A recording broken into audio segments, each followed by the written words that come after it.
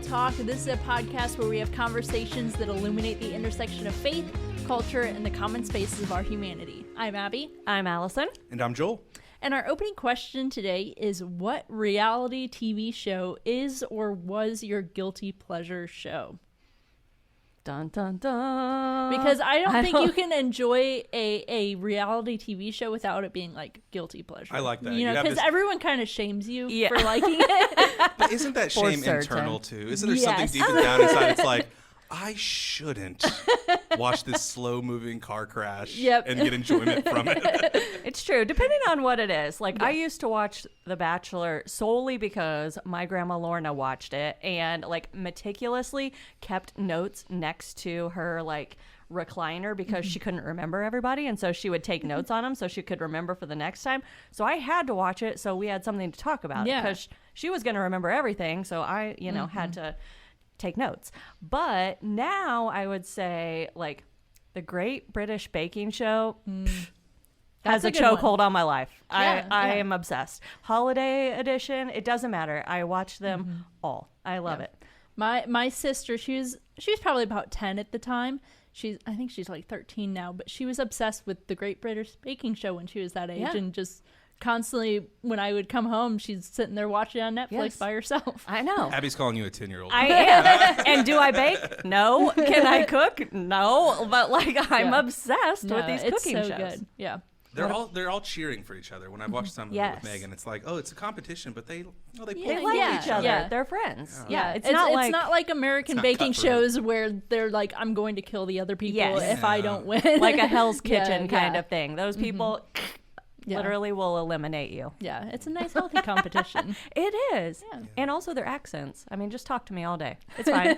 Not a big deal. It's just the way that they talk. Yeah. We treat them like they're like, they talk they sound so intelligent and proper. They actually do. Just where they grew up. I can't up. see Joel watching reality TV at all.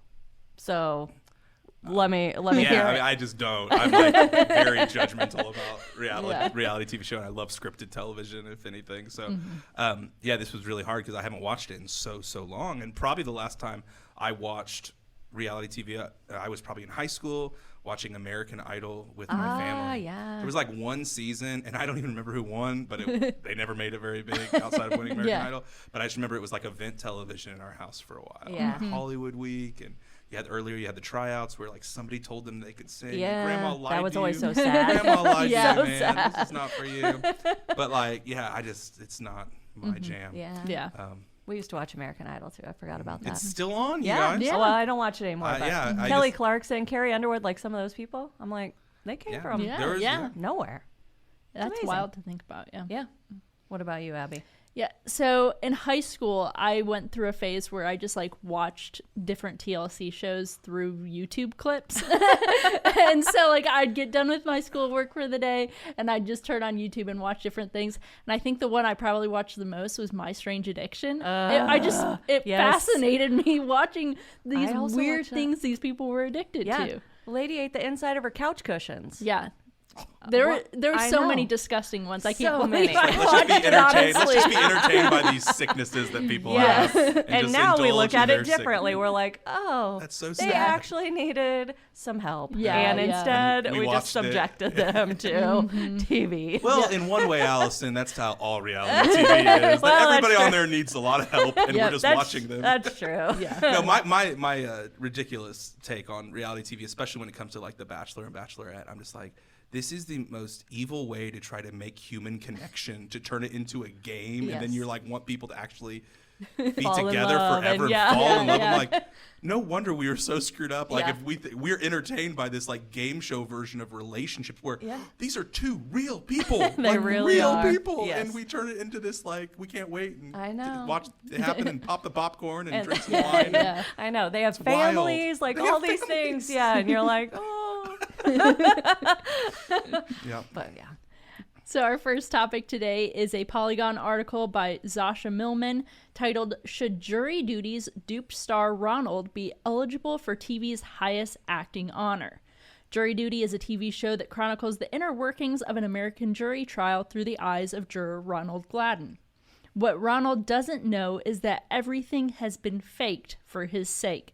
The court case is fake, the judge, fellow jurors, and everyone else he meets are actors. It's a real-life Truman Show. What do people usually say when they're trying to get out of this? I'm only going off the thing I've seen on Family Guy. Wait, what was it? Peter pretends to be racist to get out of jury duty. Would you be able to be a good juror for this matter? Sir. I'm racist. Sir, please have a seat. I don't know why I said that. Eliminate that for the next time. Totally. Yeah, that's a stupid idea. The jury duty. The big question now is if Ronald should be eligible for winning an Emmy for Outstanding Lead Actor in a Comedy Series, since he was unaware he was an actor at the time of filming. He would be up against big names like Bill Hader and Jason Sudeikis, who won last year. Some argue that Ronald unintentionally was doing an improv performance, navigating around the weird scenarios he was thrown into. Others argue that Ronald's performance is better likened to a reality star rather than a mockumentary lead. The whole thing is essentially a game, and Ronald is just running through it. So what are your guys' thoughts? I know I sent you guys some clips. I've watched the whole series, but you guys haven't yet. No. So what are your guys' thoughts? Do you think that Ronald should be eligible for an Emmy? I just can't wait to get off the podcast so I can watch more of this show. Yes. Because I just watched the pilot, and Abby told me about this, and I've had two other friends from separate circles be like, have you watched Jury Duty yet? I'm like, no, I haven't yet. Yeah. And it is so funny. It's very Office style.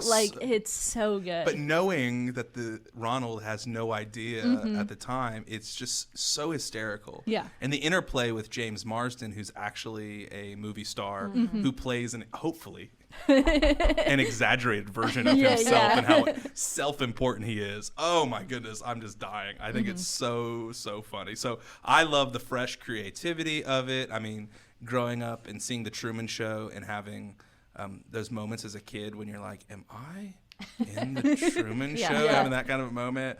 It's just hilarious to think that you're watching this guy and everybody else is a paid actor. It's funny to me. But I also have a hard time putting him on the same level with Ted Lasso. Oh, well, well that comes to my second part of like, he's not acting. He's not an actor. Let's not denigrate. Let's not denigrate like the art of acting and things like that. Yeah. I mean, he is a reality show in this way. Yes. You know, he has no idea, but it's really entertaining. Yeah, it's really entertaining. But I don't think he's up for an Emmy. Like, no. Yeah. He's literally just being a normal dude. Yeah. Oh my gosh, dude. Yeah. But also, there's really no way he thinks everybody else is like just a normal person too. Well, like I have such a hard time. I'm like, does he? I don't know. I'm looking at him sideways a little bit. I've watched interviews from it, and so they said that anytime that he started to kind of question it, because he makes comments sometimes where he's like, this feels like a reality show. Yeah. Anytime that he would make comments like that, they would pull back and just make it the blandest jury court case they could, so that he would stop questioning and be like, yeah, no, if we're talking about this, you know, it must be real. Yeah. Oh, okay. Because I'm just sitting here thinking with some of those clips that we saw, I'm like, there is no way he doesn't think this is fake. Like, yeah. It had to be the balance of the ridiculous with like really boring, Yes. everyday life kind of jury duty stuff. But it looks fascinating. Yeah, I am interested to watch more. Oh my gosh! And they proposed it to him as if he's part of this documentary, so he knows that there's cameras there filming stuff and things like that, so that's how they were able to get away with some of that stuff. But my next question is, do you think a show like this could continue? I know a lot of people say, it's gotten too popular, people would know that it's kind of like happening. the undercover boss kind of thing, where like after you've seen a couple episodes or whatever, you're like, how do these people not know that this is a episode of that? I don't know.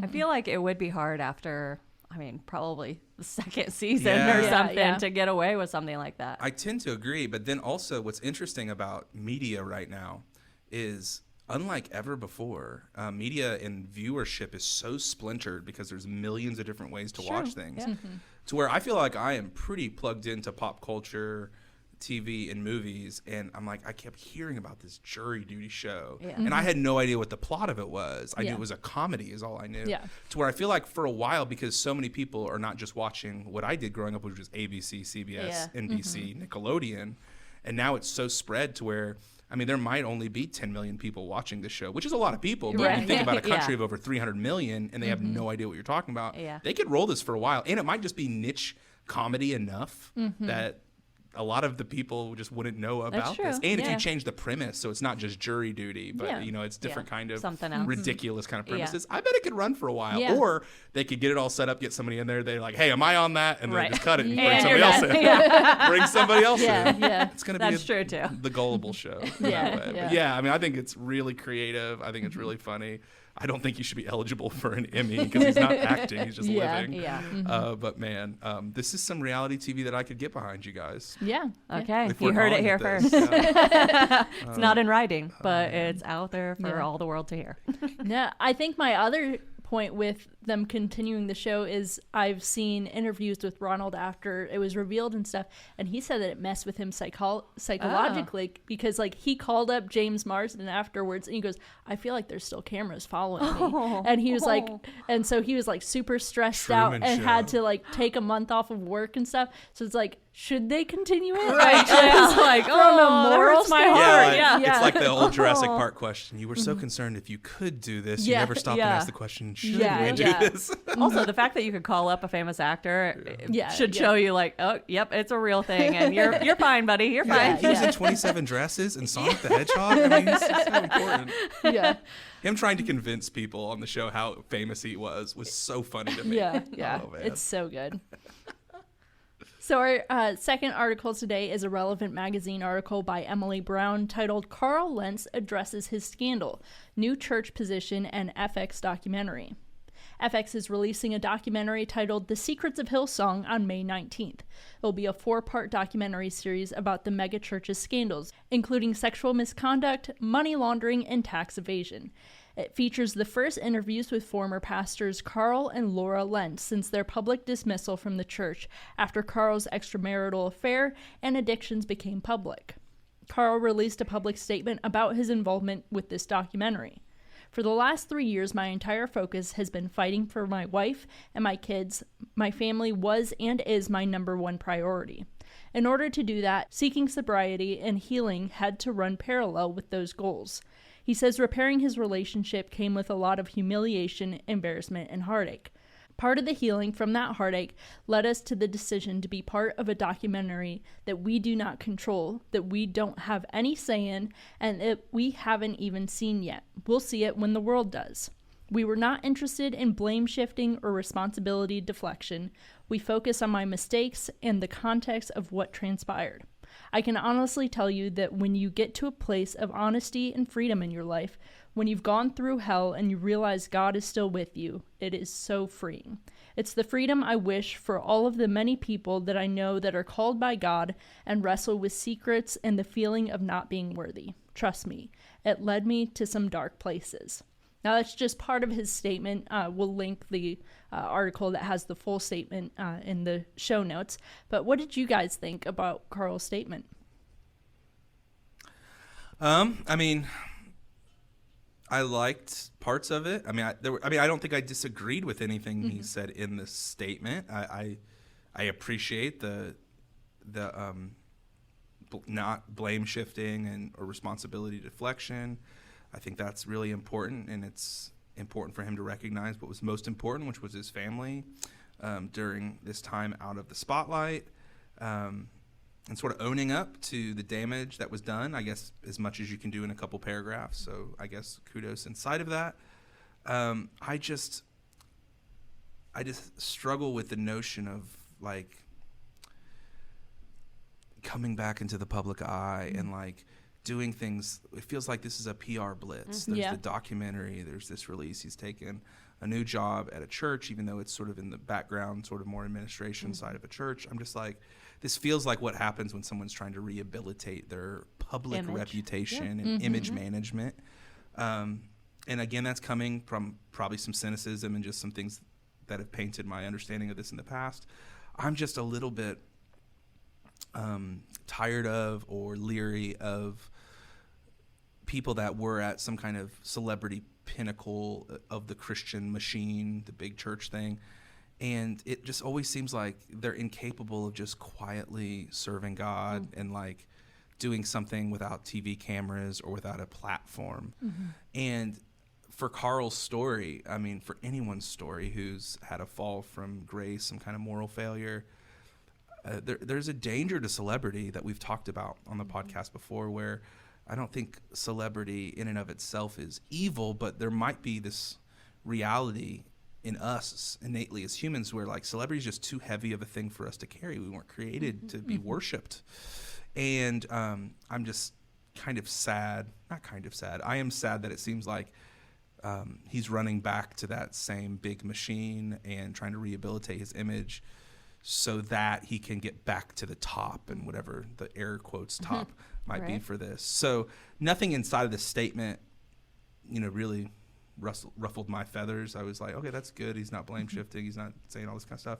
I just wonder, like, why are you going on a documentary to share all this? And like, you're even saying you don't have control over what happens. Right. And I'm like, I guess, but like, why can't you just go and live your life, love your family, go serve Jesus and the people that you're neighbors with? If you want to have a creative outlet, have a creative outlet. It just feels very American businessy and not very like out in the wilderness just doing your thing, New Testament. Yeah. In that way. So that's kind of my double-edged idea. Well, and that's, kind of for me, part of it is like, why are you trying to like benefit or profit from this trauma that you have caused your family? Like, you talk about how it was humiliating and embarrassing and, all the heartache that it caused and all the work that you've had to do to, save your relationships. And then now you're just throwing it out there again for this documentary. It's like, was it, I don't know. Like, for me, I'm like, I would not want my family to have to relive that. The comments that are going to come, you know what I mean? Yeah. Like the keyboard warriors that are going to be out there. Like, why would you want to throw yourself out there in this way? I just, for me, I don't understand it. Like, if there has been healing or there is healing and it's continuing, like, that's amazing. Like, stay on that road. Like, why, again, just dig it all back up for money or for status or for image? We're painting that. like, He's not getting paid for this documentary. Like, that's not the way these things work. I hope not. No. So I don't want to throw that out there without any understanding of it. Yeah. I don't know. For me, real. I'm just like, I don't understand why you would even want to do it. Well, he says here, I think he says the reason why is because he wants people to know and feel the freedom that he feels now that he's hit the bottom and where God has saved him from. Or when you've gone through hell, you realize that God is with you. It's so freeing. It's the freedom that I wish so many people would know. So there's an element of just things that we all believe, that like your greatest ministry, your greatest testimony will come from your darkest moments. Like, there's all those kind of things. The unknown, to speak to what you're saying, is like, is this something that it's his idea, or is it something that like his spouse and his family are like, yeah, that we do want God to use this, and we do want there to be something that can happen? Because to give a benefit of the doubt, like, man, that'd be a different thing if my spouse that I had done that to is like, no, like, let our terrible experience be useful for people, to help people in that way. And so I think that's the power of those failure stories, is that your failure is not your most defining thing. You just hope that that's like a family thing, and not he has kids. And I don't know. I just think about that, like my own kids. Like, there's, I can't see a reason, even if I thought that it could, I don't know, maybe benefit one person. I'm like, I have to look at these people that I have created, that I live with, that I don't know. For me personally, it would just be a hard no. Like, I would want to use it in the local church, like people that I interact with who know me and have a relationship with me, but I don't think I'd feel the need to blast it out there for the world. I don't know. But that's where we're different. Me and Carl. In lots of ways. Lots of ways. In lots of ways. It's strange though. It just feels like it's right back to the same playbook. And do we not know how we got here? Yeah. It's like Jurassic Park. Second Jurassic Park reference on this episode. It's like they go back and they build another park and they do the dinosaur thing again. And then a third. Is there 6 movies now? I don't even know, man. Yeah. I know we touched on this a little bit, but my second question is, do you think it was wise for them to agree to participate in this documentary? I mean, for me, I am really focused on the fact that this is a documentary they have no control over. They could just use whatever they say to paint them in an even worse picture. Not saying that that will happen, but they're going into this not knowing what this documentary is going to do with what they said. Yeah, and it's like the first rule of any kind of journalism, though. If it bleeds, it leads, right? Like, they're going to tell the most devastating, compelling story that's going to get people glued to it. Yeah. And I just can't imagine ever agreeing to, like, be a part of something that I can't even, like, have any kind of control over, or at least say in how it's edited, because you can edit things to make it do whatever you want. And so, yeah, part of me is like, I don't think that's wise. And especially, you know, filmmaking crew or directors that there's some other peripheral damage, you know, just to like the church, like capital C church and Christians, that like it can paint in a really terrible way to where like this is how everything is. And I mean, there's just so many places where I think it's just dangerous and not wise. I think Carl would say, look at me defending Carl Lentz. But I think he would say, like, well, part of why I don't want to have control over it is so I can not shift blame, and it can just get out there so people can't say I didn't take responsibility for what I did. That's probably where that's coming from. But, man, it just feels like there's way too much area that there could be damage instead of the possibilities of good things coming from that. Yeah. I feel like it could have ended with the statement that he released. I don't think he needed to go into this documentary and things like that. I don't know. It feels like a little bit of like a narcissistic, any attention is good attention. And I don't know. That's what I think about it. I have a bad eye looking at this, but I also have a bad eye. So I get that. I just, you know, like you said, Joel, like if things have been restored and he's got this new position at a new church and he's doing things, you know, for the kingdom, then let's just keep doing that. Like, why do we, I don't know, why are we going back to this? That's what I don't understand. So, okay. Well, only time will tell. Yep. So our next question is, what is the best documentary you've ever watched? We were talking about this with Nico, our Next Gen pastor, earlier, and we kind of agreed that there's not really many good documentaries, like ones that like make happy. you feel good afterwards. There's lots of good documentaries. Yeah, I've got one. You have one? Mine is Okay. sure. Okay, yeah, we watch too many crime documentaries. Yes. Oh I guess. no! I love biopics. I love like stories of people's lives and what they've overcome and what they've accomplished in the different world because of it.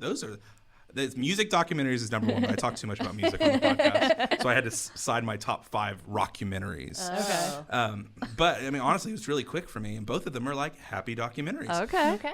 One was the 2018 documentary about Mr. Rogers, Fred Rogers. Yes. Won't You Be My Neighbor? I never watched it. I actually saw it in theaters with my wife and my in-laws, and like, I'm a crier at movies, but I was like ugly crying during this documentary because like.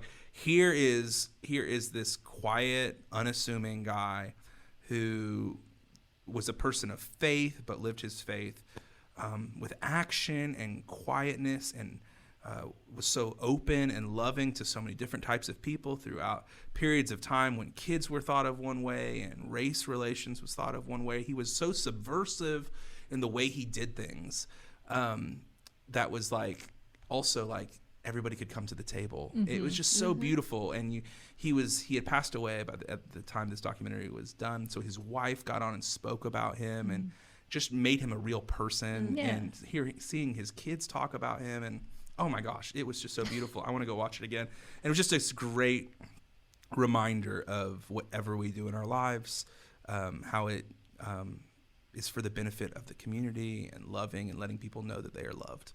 It's really, really cool. The other one was a documentary. I'm looking this up right now because I want to make sure I get the title right. Yes, it was RBG. It was another documentary in 2018 about Ruth Bader Ginsburg, the late Supreme Court Justice. You're right. And it's really, really cool, like beyond like maybe specific her personal politics and all that kind of stuff. It was just fascinating hearing her story, going through law school, and she was the only woman in her class, and how weird it was, and how all she had to fight through to be a woman who was a lawyer, to being picked for the Supreme Court, and how she stuck to her guns, and she was classic for the dissenting voice on the court of being like, I'm going to lose, but I'm going to write this like big essay about why I think that everybody else is wrong. And like she would just stand there in it. And I mean, she's just an incredible story of someone who had this like true north moral understanding of right and wrong for herself, and had this position of power, but held it with grace. And it was really cool too, because it talked about her friendship with Anthony Scalia, who was, if RBG is like a liberal justice, Anthony Scalia was like a uber conservative justice. So they were kind of polar opposites, but they were friends, even though they disagreed on almost everything when it came to their job. And so that was just an awesome picture of people being different. But yeah, they're both 2018. It was a good year for docs. But I love both of them. They were both inspiring. Really good. I love documentaries. It's so funny. You guys say you haven't seen good documentaries. Oh, I've seen a lot of good documentaries. Yeah, just not a lot that leave me feeling great at the end. It's just the same reality TV stuff we're still talking about. Because I watch a lot of serial killer, small town murder kind of documentaries. I like learning about why people do the things they do, like what makes them tick, why do they behave this way, what makes you build a cabin in the woods and blow people up. Like I want to know so I can spot that in the event. Unabomber reference? Yeah. But I've also watched like some sports documentaries about scandals and stuff like that, which I also like. You know, the Pistons and Pacers brawl, like the Danbury Trashers, in case you've never seen it, a minor league hockey team that was run by like a mafia-connected kingpin. Oh my gosh. I'm in. What's that called? I'm writing the it down. Danbury, Danbury Trashers. But it's I think on Netflix it was called Untold Crimes and Penalties. There's like a series. Okay, you guys, because it was good. Is it Manti Teo? Yes. Okay. There's one on him too. Yep. So I like those kinds of things that have really happened. But one that I would say isn't probably my favorite, but the one that I still remember to this day that I had to watch in college and write, paper on in this communications class I was in, is called The Wild and Wonderful Whites of West Virginia. It's interesting to say the least, but it follows the members of the White family, and they live in Boone. I see what they did there. You're right. Boone County, West Virginia, for a year after like their patriarch dies. D. Ray White, may he R.I.P. But anyways, he became one of the most famous like mountain dancers. Don't ask me to show you what that looks like because, but like the younger generations of his family are into like drugs and crime and fighting and just all sorts of reckless behavior.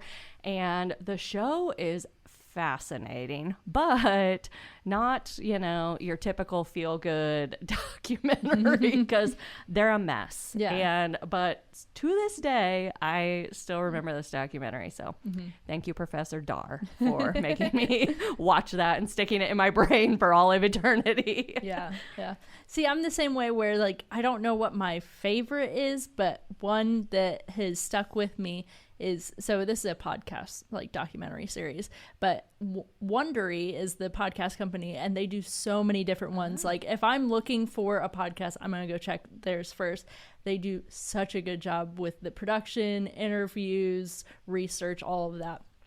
But when I heard a bunch of buzz around the Tiger King, when that documentary came out, I was like, okay, I'm gonna find a podcast and figure out who this guy is. And so Wondery had one. It was season 2 of their show Over My Dead Body. Season 2 was titled Joe versus Carol, and it was so interesting to hear this side of the podcast because it painted Joe Exotic in such a different light than what the TV show did, because there were so many people that were like defending Joe Exotic and stuff, but this podcast, like I listened to a couple episodes, I'm like, this guy's messed up, this guy is the one in the wrong. But Carol Baskin, Carol Baskin. Yeah but it just had so much more information. I listened to this before I watched the documentary series on Netflix, and I think this just stuck with me just because it was interesting to see different viewpoints from, Wondery versus Netflix and stuff. And so, Well, and then when we were looking it up today, you said there's 3 seasons of Tiger King,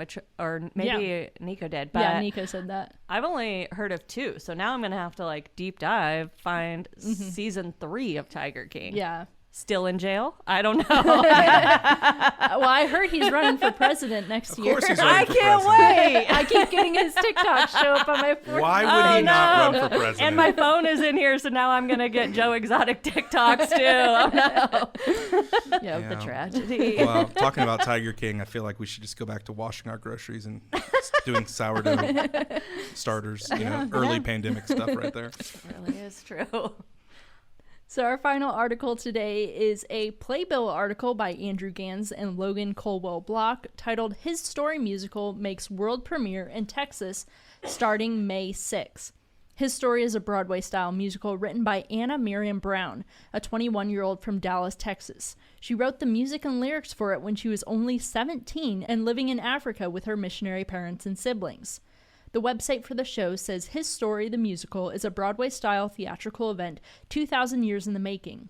In this new contemporary pop musical based on the life of Jesus, a common man from an obscure family arrives in the big city and defies expectations. He speaks great wisdom but chooses friends from the dregs of society and hangs out in the wrong part of town.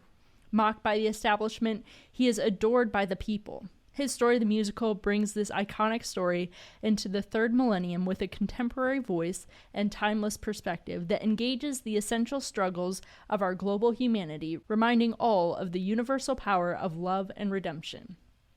The show is being directed by 2-time Tony nominee Jeff Calhoun. He says, I've worked on 17 Broadway musicals, but nothing prepared me for the shock and awe of meeting this truly amazing artist, Anna Brown. Anna's Gen Z perspective has made this familiar story youthful and contemporary, not exactly adjectives I had previously associated with the Bible. The show premieres publicly May 18th in Dallas, Texas at the new Broadway 10 at Grandscape. The original concept recording of His Story the Musical is available on Amazon Music, Apple Music, Spotify, and all other major platforms. So what do you guys think about the concept of this show? I mean, I watched the rehearsal or whatever, like the behind the scenes thing that they posted in the article. And I like that it has like this contemporary pop, hip hoppy, kind of feel, because I hope that it kind of connects with people in like a new, fresh way and makes the Bible feel real and relatable and not just this old, outdated text that sits, on your grandma's end table or whatever. But I hope it also appeals to people who are not Christians, because we've talked about like Christian movies and stuff before, and I hope that this isn't just a bunch of people who are already Jesus followers going to watch it. Obviously I hope they do, but I hope that they bring a friend, or that it appeals to those who aren't sure or are questioning or deconstructing or whatever. But I just hope that it appeals to a wider audience. And but I look at like past Broadway performances like Godspell, Jesus Christ Superstar. Yeah, and so I know lots of people who wouldn't call themselves Christ followers who have seen those, so I don't know. I have hope. I have high hope. Yeah, it might be the next big one. It might. You don't know. I think it's interesting that they started in Texas and not like New York Broadway, but I think I read in that same article that you posted that it's within a certain vicinity of lots of large churches, and it's in an area where there are a lot of people who would call themselves Christ followers. So I'm like, okay, that's good, but also like let's hope that it goes out from there. So yeah. So when I just read the title of the article, I was like already face palming a little bit, just because I'm just so like leery of Christian media in any kind of like movie, TV show. I just struggle with that so much because it just ends up being so often so bad and so cheesy and so reductive and like religious people, good people, the enemy's always an atheist kind of thing going on. But the more I read about it, and I haven't had a chance to listen to all the songs yet or anything, but I'm all in. I think it's really encouraging that someone who is from the industry, not from the secular, or from the secular part of the industry, and Jeff Calhoun is in and said that this Anna Brown is so brilliant. And I think it's really awesome. I think that, we've talked before about churches using creativity to like rewrite Hamilton and put Jesus in it and stuff. And I'm like, no, this is creativity. This is bringing life and using a medium to tell this story that is so timeless. Like, I mean, I just think reading about Jeff Calhoun, who thought that, the idea of youthful and contemporary and compelling was not tied to the Bible. And it's always amazing because we do so well inside of the evangelical church sphere to put up so much scaffolding and so many other barriers to get to the heart of the story, which is Jesus. And Jesus is so compelling and so radical, and he was the original Rage Against the Machine. I mean, all these kind of things. And man, we just have to work so hard to cut through the other stuff to get to Jesus. But man, the story of Jesus, the person of Jesus, is so compelling and so powerful. Of course this story is going to resonate with people because this is the story. And so man, I hope that it finds an audience, and that it's a wide audience, and that people that had walked away from church or feel like church had walked away from them walk towards this, and then they ask questions like, why can I not escape this Jesus guy? And I think that's the story I hear often of people coming to our church or coming back to some kind of faith, and they're just like, I just can't escape Jesus. And I would say, you can't, because he's everything, and he's what you really need and want, and who you want to be like, and all those things. And so I hope that this is a medium that is powerful, that engages not just people, the faith community, but people that maybe just like musicals. Thanks for listening to this episode of Atypical Talk. If you have any questions or topics you'd like us to talk about, you can email those to atypicaltalkpod@gmail.com. You can follow us on Instagram and Facebook at Atypical Talk Pod. Make sure to subscribe on your favorite podcast platform. We hope that these conversations today have helped you think wider, love deeper, and partner with God to bring the up there, down here in your everyday life. Thanks for listening.